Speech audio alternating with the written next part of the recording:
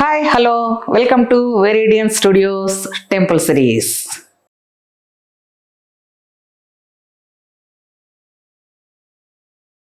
మనందరి మనసులో ఒక కోరిక ఉంటుందండి. ఏదైనా ఒక గుళ్ళో విగ్రహాన్ని అలా చూస్తూ ఉంటే చూస్తున్నా కూడా తనివి తీరదు, ఇంకా చూడాలనిపించే విగ్రహం ఏదన్నా ఉంది అంటే అర్థమైందా? అదేనండి తిరుమల వెంకటేశ్వర స్వామి వారి మూల విరాట్.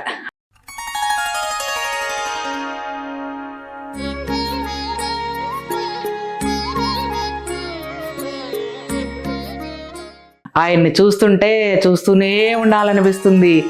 అస్సలు అక్కడి నుంచి కదలబుద్ధి అవ్వదు. అసలు మన భారతదేశంలో లక్షల గుళ్ళు ఉన్నాయి. జ్యోతిర్లింగాలు, స్వయంభూ క్షేత్రాలు, అష్టాదశ శక్తిపీఠాలు, ఇన్ని రకాల గుళ్ళు ఉన్నా కూడా మనకి ఈ తిరుమల గుళ్ళో మాత్రమే అలా విగ్రహాల్లో ఉన్న ఆకర్షణ ఏంటంటారా? అది ఏం లేదు, ఇది ఈ వెంకటేశ్వర స్వామి విగ్రహం స్వయంభూ విగ్రహం.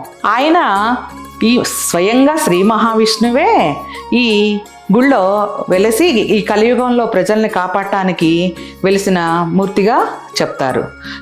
అసలు ఈ విష్ణుమూర్తి స్వయంగా చెప్పడం వల్లే ఆ విగ్రహానికి అంత.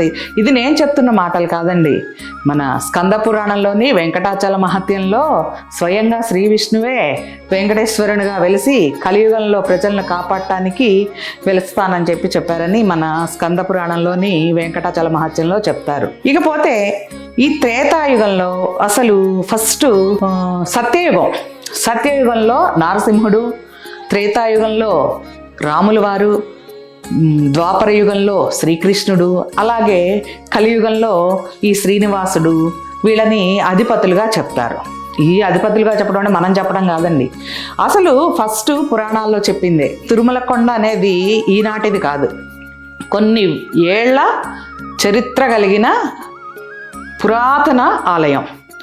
ఇది ఫస్ట్ నుంచి కూడా ఆదివరాహ క్షేత్రంగా విరాజిల్లుతుంది.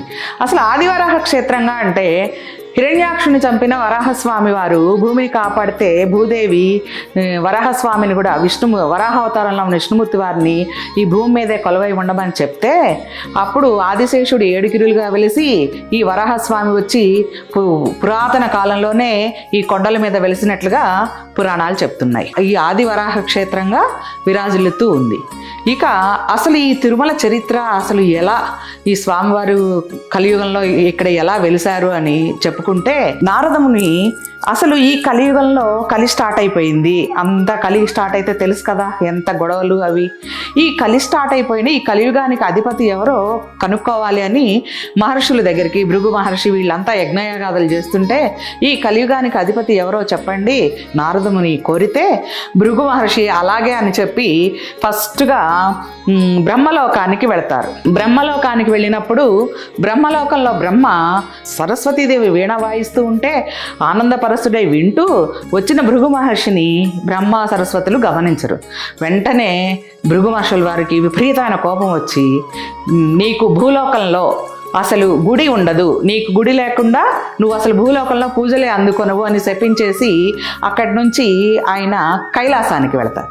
కైలాసానికి వెళ్ళినప్పుడు పార్వతీ పరమేశ్వర్లు ఇద్దరూ కూడా నాట్యం చేస్తూ ఈ మహర్షి వచ్చింది వాళ్ళు కూడా గమనించరు.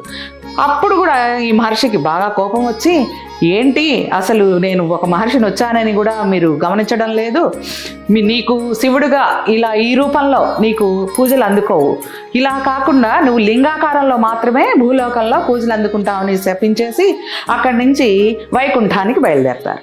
వైకుంఠానికి వచ్చేటప్పటికి విష్ణుమూర్తి కూడా శేషుడి మీద పడుకుని మహాలక్ష్మి అమ్మవారు కాళ్ళు నొక్కుతూ ఆనందంలో తేలియాడుతూ ఉంటారు. అక్కడ వచ్చిన మహర్షికి ఇంకా ఉగ్ర రూపం బాగా ఇంకా కోపం వచ్చేస్తుంది.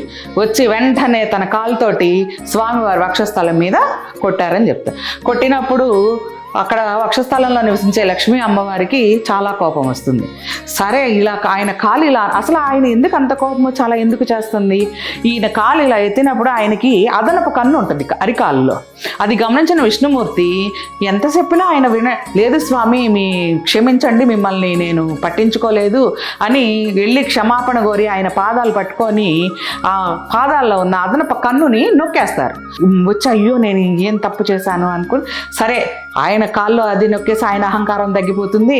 కానీ లక్ష్మీ అమ్మవారు మాత్రం ఆయన అంత అవమానించి ఋషి నా పాతిని వక్షస్థలం మీద కొడితే కూడా మళ్ళీ మీరే వెళ్ళి అతనికి క్షమించమని పాదాలు పట్టుకుంటారా అని చెప్పేసి అలిగేసి లక్ష్మీదేవి భూలోకానికి వచ్చేసి కోల్హాపూర్ దగ్గర వెలసి అమ్మవారిగా అక్కడ ఉంటూ ఉంటుంది. విష్ణుమూర్తి కాసేపటికి అయ్యో లక్ష్మి నా మీద అలిగి ఇలా వెళ్ళిపోయింది అని వైకుంఠవాసి అయిన విష్ణుమూర్తి కూడా మానవ రూపం దాల్చి శ్రీనివాసుడుగా భూలోకానికి వచ్చి భూలోకం అంతా వెతుకుతూ ఈ తిరుమల కొండల దగ్గరికి వచ్చి ఆయన తపస్సు చేసుకుంటూ కూర్చుంటారు. అమ్మవారి కోసం వెతుకుతూ తపస్సు చేసుకుంటూ కూర్చుంటే ఆయన చేసే తపస్సుకి ఆయన కూర్చుని ఉంటారు. చుట్టూ మట్టి అంతా లేచిపోయి ఒక పుట్ట ఏర్పడిపోయి పుట్ట లోపల స్వామి ఉంటారనమాట శ్రీనివాసుడుగా. వెతుకుతూ ఉంటే బ్రహ్మ మహేశ్వరుల ద్వారా విషయం తెలుసుకున్న లక్ష్మీ అమ్మవారు అయ్యో నా స్వామి నా కోసం వచ్చి వెతుకుతూ ఇన్ని కష్టాలు పడుతున్నాడా, నా స్వామికి మీరు సహాయం చేయండి అని ఆవిడ ప్రార్థించగా బ్రహ్మ మహేశ్వరులు ఇద్దరు కూడా ఆవుదొడగా వస్తారు. ఆవుదొడగా వచ్చి అక్కడ ఉన్న చోళరాజు ఆవుల మందలో కలిసిపోయి ఇంకా వాళ్ళు గమనించి అట్లా వస్తూ ఆ పుట్టలో ఉన్న శ్రీనివాసునికి ఆవు పాలిస్తూ ఉంటుంది. అది ఒకరోజు పశువుల కాపరి చూస్తాడు. చూసి ఇదేంటి ఆవు అసలు పాలన్నీ ఇక్కడ ఈ పుట్టలోకి పోసేస్తుందని కట్ట తీసి కొడతాడు.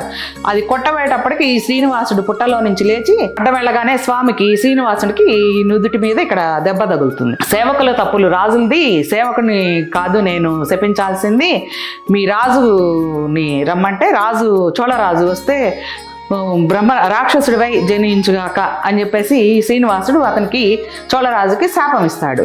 అయ్యో స్వామి తండ్రి తెలియక చేశాం మేము, మాకు ఈ శాప విమోచనం ఏం లేదా అని అడిగితే అప్పుడు శ్రీనివాసుడు నీవు మరుజన్మెత్తి ఆకాశరాజుగా జన్మించి నీ కుమార్తెని మన విష్ణువుకి ఇచ్చి పెళ్లి చేస్తే నీ శాప విమోచనం కలుగుతుంది అని చెప్పి ఇంకా సరేనని అలా అవి వెళ్ళిపోతారు. సరే అని స్వామివారు ఇక అక్కడి నుంచి లేచి వకుళమాత ఆశ్రమానికి వెళదామని వెళుతూ ఉంటే ఈ మార్గ మధ్యంలో నీల అనే ఒక గంధర్వ కన్య స్వామివారికి కాపరి కొట్టిన దెబ్బకి ఇక్కడ జుట్టు వెళ్ళిపోయి ఇక్కడ తగిలిన దెబ్బను చూసి ఆమె చెల్లించిపోయి ఆమె తన జుట్టును తీసి స్వామివారికి ఇక్కడ చక్కగా అమరుస్తుంది. అబ్బా ఆమె ప్రేమని చూసి మైమరిచిపోయిన శ్రీనివాసుడు తల్లి నా మీద ఇంత ప్రేమ ఇది ఏంటి అని చెలించి ఆమెను ఒక దేవతగా మార్చి నా భక్తులు నాకు జుట్టు మొక్కు ఇవ్వడానికి వచ్చినప్పుడు అవి నీ తలనీలాలుగా ప్రసిద్ధి చెంది నీ పేరుతోటి తలనీల కదా ఆవిడ తలనీలాలుగా ప్రసిద్ధి చెంది నువ్వు కూడా పూజలు అందుకుంటావు అని చెప్పేసి ఆమెను ఆశీర్వదించి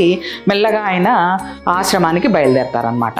ఇక్కడ ఇంతకీ ఈ వకుళమాత ఆశ్రమం గురించి చెప్పుకోవాలంటే ఈ వకుళమాత అనే ఆవిడ పూర్వజన్మలో అంటే ఇంతకుముందు యుగంలో కృష్ణుడిని పెంచిన యశోదగా చెప్తారు. ద్వాపర యుగంలో కృష్ణుడిని పెళ్లి చూడలేదని ఆవిడ నా అంత పెంచి పెద్ద చేసుకున్నా కూడా నీ పెళ్లి నేను చూడలేదు, నాకు నీ వివాహం చూడాలని కోరికగా ఉందంటే ఇప్పుడు కుదరదమ్మా, నెక్స్ట్ యుగంలో నువ్వే పెద్దవయ్యి నా పెళ్లిని నువ్వే చేస్తావని వరమించినట్టు శ్రీనివాసుని జ్ఞప్తికి వస్తుంది.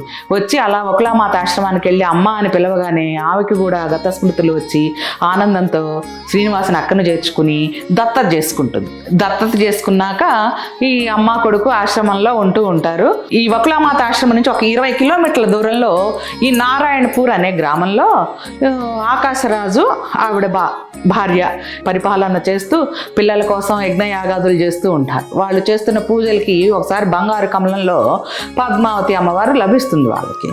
ఇక ఆ పద్మావతి అమ్మవారిని పెంచి పెద్ద చేసి ఆమె మంచి చదువులు చదివి మంచి అందగత్త అన్నిట్లో ఇదైపోయి యవ్వనంలోకి వచ్చి ఉంటుంది. ఇప్పుడు ఈ పద్మావతి అమ్మవారిని ఒకరోజు ఈ శ్రీనివాసుడు అడవిలో వేట అట్లా చూసుకుంటూ వెళ్తున్న టైంలో అమ్మవారి వెనక ఒక గజేంద్రుడు పడితే రక్షించి ఇద్దరు చూసుకొని మనసులు కలిసి పెళ్లి చేసుకుందాం అనుకో. అయితే ఇంటికి వచ్చి ఆశ్రమానికి వచ్చి వకుళమాతతో చెప్తాడు, అమ్మ ఇలా ఆకాశరాజు కుమార్తె నేను మోహించాను, నేను ఆవిడ్ని పెళ్లి చేసుకుంటాను అంటే అలాగే నాన్న ఆమెకి ఇష్టమే వకుళమాతకి, కానీ మనమా ఆశ్రమము వాళ్ళు చూస్తే రాజులు ఏంటి ఇప్పుడు మనసులో కదిలిన సంశయాన్ని స్వామి గ్రహించి నువ్వేమీ బాధపడకు, నువ్వు వెళ్ళు, అంతా సవ్యంగా జరుగుతుంది అని చెప్తాడు. అని ఈ మాత ఇలా రాజా అంతఃపురానికి వచ్చేలోపే శ్రీనివాసుడే ఒక సోది ఆవిడలాగా అక్కడికి వెళ్ళి ధరణి వాళ్ళ భార్య ఇద్దరితో సోది చెప్తున్నట్టు వాళ్ళ విషయాలన్నీ ఆమె పద్మావతి నీకు ఇక్కడ దొరికింది అన్నీ చెప్తూ ఉంటారు. అవును స్వామి, ఏంటంటే ఇంతకీ ఇప్పుడు ఆశ్రమం నుంచి వకుళ మాత అని ఒక ఆవిడ వస్తారు, వాళ్ళ అబ్బాయికి మీ అమ్మాయిని సంబంధం కుదుర్చుకోవడానికి అడగమంటారు, మీరు ఏం ఆలోచిస్తారు, ఇవ్వాల్సిందే అని చెప్తే స్వామి సోదమ్మ రూపంలో వచ్చి చెప్తే రాజులైతే ఏంటి రాణులైతే వాళ్ళకి ఓకే అని చెప్పి వాళ్ళు ఈ వకుళమాత రాక కోసం ఎదురు చూస్తూ ఉంటారు. వకుళమాత మెల్లగా వస్తుంది. ఆవిడ వచ్చాక వాళ్ళు ఆనందంతో ఆవిని రిసీవ్ చేసుకుని సరే శ్రీనివాసులు పద్మావతి కళ్యాణానికి ఒక నిశ్చయం చేసుకొని ఆనందంతో ఆవిడ వెళ్ళి చెప్తుంది. ఇంకా శ్రీనివాసులకి పద్మావతి అమ్మవారికి రంగరంగ వైభవంగా దేవతలందరూ సాక్షిగా అంతా పెళ్లి జరిగిపోతుంది. ఈ పెళ్లి జరిగిపోయాక స్వామివారు మెల్లగా ఇంకా పద్మావతి అమ్మవారిని తీసుకొని తిరుమల కొండకి పయనమై వెళ్ళిపోతారనమాట. స్వామివారు పద్మావతి అక్కడ ఉండగా లక్ష్మీదేవికి ఈ శ్రీనివాసుడు పద్మావతిని పెళ్లి చేసుకున్న విషయం తెలిసి ఆగ్రహంతో అమ్మవారు కొల్హాపూర్ నుంచి మళ్ళా స్వామివారి దగ్గరికి వచ్చి తిరుమల కొండల మీదకి వచ్చిందండి. ఆ వచ్చిన టైంలో పద్మావతి అమ్మవారు లక్ష్మీ అమ్మవారు ఇద్దరూ కూడా ఎదురుపడిన టైంలో స్వామివారు శిలగా మారిపోయారని చెప్తారు. అయితే ఈ పద్మావతి అమ్మవారు లక్ష్మీ అమ్మవారు గందరగోళాన్ని గమనించిన మహేశ్వర బ్రహ్మలు దిగి వచ్చి అమ్మ లక్ష్మి, నీ ప్రతిరూపమే పద్మావతి, ఎందుకు ఇంత చేస్తున్నావు, అసలు మా స్వామి ఎందుకు ఇలా శిల అయిపోయారు ఏంటి అంటే కలియుగంలో భక్తుల్ని కాపాడటానికి శ్రీ వెంకటేశ్వరుడు విష్ణుమూర్తి స్వయంగా వెలసిన క్షేత్రం ఇది తిరుమల. ఆయన ఇలాగే శిల అయ్యి ఇక్కడ నుండి భక్తుల్ని కాపాడుతూ కలియుగాంతం వరకు ఇక్కడే ఉంటారు అని చెప్తే, అలాగా మా స్వామి ఇక్కడ ఉండి భక్తుల్ని కాపాడదాం, మేము ఇక్కడి నుంచి లేకుండా ఎట్లాగూ పద్మావతి నా ప్రతిరూపం కాబట్టి అని లక్ష్మీ అమ్మవారు కూడా ఇదయ్యి అప్పుడు స్వామివారి వక్షస్థలంలో ఎడమ వైపున లక్ష్మీ అమ్మవారు కుడివైపున పద్మావతి అమ్మవారు కూడా ఇక్కడే ఈ తిరుమల కొండ మీదే ఆ విగ్రహంలోనే కలిసి ఉన్నట్టు స్థల పురాణం చెప్తుంది. ఈ విధంగా తిరుమల క్షేత్రం ఈనాటిది కాదు, ఆ శిలాతోరణాన్ని పట్టి 200 కోట్ల సంవత్సరాల క్రితం దాని సైంటిస్టులు వాళ్ళు చెప్తున్నారు. అది చాలా చాలా పురాతనమైన గుడి అండి. ఈ విధంగా తిరుమల వెంకటేశ్వర స్వామి వెలిసినట్లుగా ఒక్కొక్క చాలా రకాల పురాణాలు చెప్తారు. ఇది వెంకటాచల మహత్యంలో ఇలా చెప్తారు. ఈ తిరుమల అసలు రోజు రోజుకి ఎంత ప్రసిద్ధి చెందిందంటే అసలు ఈ ఆలయాన్ని ఎవరు కట్టించారు? ఈ తిరుమలలో స్వామివారి విగ్రహం అయి ఉన్న అమ్మవార్లు ఉన్న గుడిని ఆనంద నిలయం అంటారు. ఈ ఆనంద నిలయాన్ని ఎవరు కట్టించారు అంటే తొండమాన్ చక్రవర్తి అని రాజు ఆయన కట్టించినట్లుగా శాసనాలు చెప్తున్నాయి. ఈ తొండమానుడు ఎవరంటే మన ఆకాశరాజు గారి తమ్ముడుగా తొండమాన్ చక్రవర్తిని చెప్తారు. ఇలా ఈ గుడి ఆ రోజుల నుంచి ఆ యుగాల నుంచి కూడా మన తిరుమల గుడి దేదీప్యమానంగా వెలిగిపోతూ ఉంది.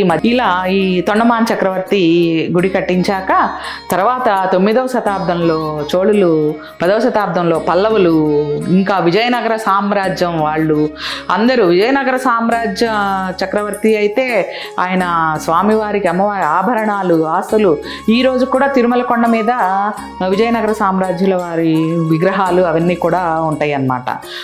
తర్వాత 11వ శతాబ్దంలో రామానుజాచార్యుల వారు వచ్చాక ఆయన పూజలు కైంకర్యాలు నిత్య సేవలు స్వామివారికి ఏవి ఎలా చేయాలి అంటే అవన్నీ కూడా 11వ శతాబ్దంలో పూజలు రామానుజాచార్యుల వారు ప్రతిష్ఠించి చేశారని, ఈ రోజు కూడా రామానుజాచార్యులు వారు చెప్పిన నిత్య సేవలు నిత్య పూజలు కైంకర్యాలు అవన్నీ అలాగే జరుగుతున్నవని. ఒకప్పుడు ఈ తిరుమల క్షేత్రం చాలా అడవి, 7 కొండలు కదండి, ఆదిశేషుడు 7 కొండలు వేయవలసిన క్షేత్రం కదా. ఎలా వెళ్ళాలి అన్నా కూడా భక్తులందరూ కూడా మెల్లగా అడవుల్లో గుంపులుగా వెళుతూ గోవిందనామం చెప్పుకుంటూ అలా వెళుతూ ఉండేవాళ్ళు.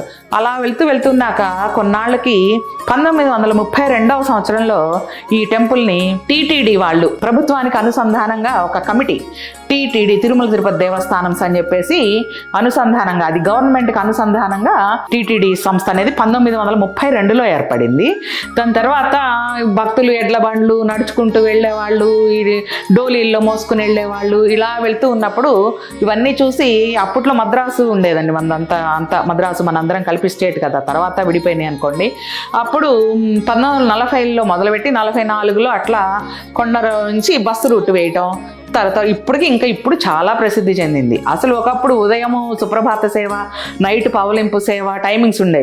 ఇప్పుడైతే అర్ధరాత్రి 2 వరకు పవలింపు సేవ, అర్ధ గంటలోనే మళ్ళీ సుప్రభాత సేవ.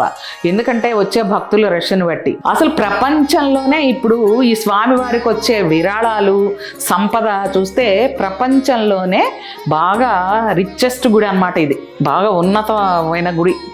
ఎందుకంటే స్వామివారి ఆదాయం చాలా ఉంటుంది, ఆయన ఆస్తులు, భక్తులు ఇచ్చే విరాళాలు, ఇవన్నీ అసలు మనం చెప్పలేం. ఇంతే కాకుండా మొక్కులు, నిలువు దోపిడీ ఇచ్చుకొని మొక్కుకునే వాళ్ళు, వడ్డీ కాసులు వాడ ఆపద్బాంధవాన్ని రక్షించని వాళ్ళ కోరికలు తీరాక జోగి మొక్కులు ఎత్తుకుని తలనీలాలు ఇచ్చి ఇట్లా స్వామివారి మొక్కులు తీర్చుకునే వాళ్ళు కూడా ఎంతోమంది.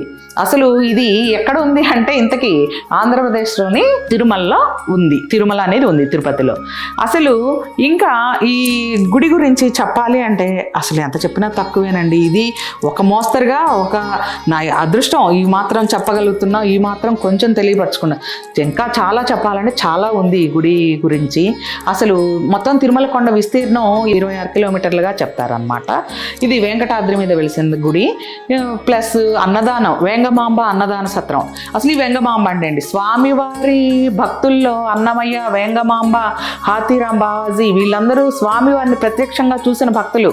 వీళ్ళందరూ తిరుమలలో కలియుగ వైకుంఠంలో వైకుంఠవాసుడై వెలిసి ఆ విష్ణుమూర్తి ప్రజల్ని కాపాడటానికి, రక్షించడానికి ఈ కలికాలంలో వెలిసిన కలియుగ వైకుంఠమూర్తే శ్రీ వెంకటేశ్వర స్వామి. ఈయన్ని నా ఉత్తరాదిన బాలాజీగా, దక్షిణాదిన వెంకటేశ్వరుడు, శ్రీనివాసుడు, ఆపదముక్కలవాడు, వడ్డీ కాసులవాడు, అనేక రూపాల్లో ఆయన్ని భక్తులందరూ కూడా కొలుస్తూ ఉంటారు. ఇంకా శ్రీనివాసుడు, వెంగమాంబ అనే ఆవిడ కూడా మంచి భక్తురాలు. ఈరోజు మన తిరుమల కొండ మీద వెంగమాంబ అనే ఆవిడ పేరు మీద అన్నదాన సత్రం, భోజనశాలలు, ఈ టీటీడీ వాళ్ళందరికీ పెళ్ళిళ్ళు, సామూహిక వివాహాలు, ఇంకా గుళ్ళు కట్టడము, ప్లస్ ఇంకా సేవలు ఈ టీటీడీ కమిటీ ఏర్పడి అన్ని కూడా చూస్తూ ఉంది. ఈ విధంగా తిరుమల వెంకటేశ్వరుని చరిత్ర ఈనాటిది కాదు, పురాతన కొన్ని ఏళ్ల కోట్ల సంవత్సరాల నుంచి కూడా విరాసిల్లుతున్న తిరుమల కలియుగ వైకుంఠం. ఈ కలియుగంలో ప్రతి ఒక్కళ్ళు కూడా ఏ గుడికి వెళ్ళినా వెళ్ళకపోయినా తిరుమల మాత్రం వెళ్ళాలి, ఒకసారి కలియుగ వైకుంఠం ఒకసారి దర్శించాలని చెప్పి అనుకోని మనిషి ఉండరు. ఇంకా చెప్పాలంటే ఇంకా చాలా ఉంటుందండి. నేను చెప్పింది రవ్వంతా. ఇంకా చెప్పాలంటే కొండంత ఉంటుంది. 7 కొండల వారి చరిత్ర ఎంతని చెప్తాము. నాకు తెలిసింది మా వెరిడియన్ స్టూడియోస్ ద్వారా కాస్త ఈ మాత్రంగా చెప్పగలుగుతున్నందుకు చాలా సంతోషంగా ఉంది. మీకు ఈ వీడియో నచ్చితే please subscribe Veridian studios. Thank you.